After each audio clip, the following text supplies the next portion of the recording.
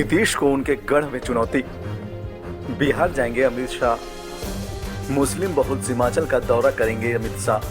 कुछ दिन पहले तक नीतीश कुमार के साथ सरकार चलाने वाले भारतीय जनता पार्टी अब उन्हें खुलेआम चुनौती दे रही है। और तो और खुद केंद्रीय गृह मंत्री अमित शाह बिहार के मुख्यमंत्री से दो हाथ करने को तैयार हैं। अमित शाह 23 और 24 सितंबर को बिहार में होंगे। लेकिन इस दौरे का सबसे अहम और दिलचस्प पहलू ये है कि वो मुस्लिम बहुल सीमांचल जाएंगे।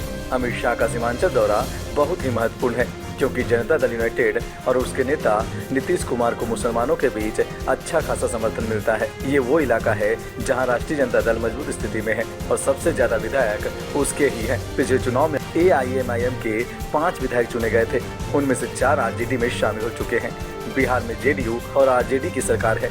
सवाल ये है कि क्या अमित शाह रणनीति के तहत नीतीश कुमार और RJD के गढ़ में उन्हें चुनौती देने जा रहे हैं। सवाल तो ये भी है कि वे इसमें कितना कामयाब होंगे।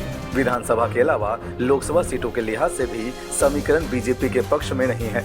सीमांचल की 4 लोकसभा सीटों में 2 यानी कटिहार और पूर्णिया पर JDU और किशनगंज पर कांग्रेस को जीत मिली थी। बीजेपी को सिर्फ अररिया में जीत हासिल हुई थी। सीमांचल में मुस्लिम मतदाताओं की संख्या 30 से 70% तक है, जबकि पूरे राज्य में मुस्लिम आबादी लगभग 16% है।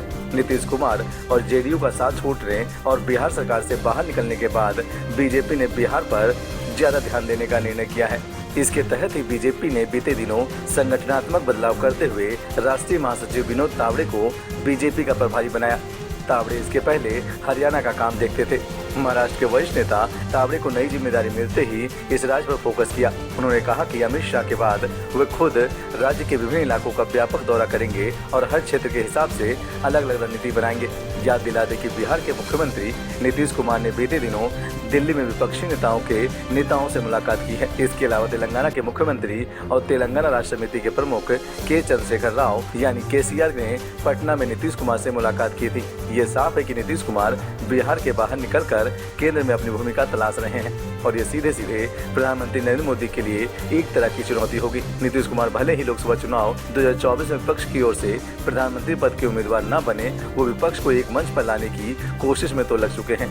बीजेपी अब उन्हें उनके इलाके में जाकर घेरने की रणनीति पर काम कर रही है। अमित शाह का बिहार दौरा इस मामले में बेहद अहम है।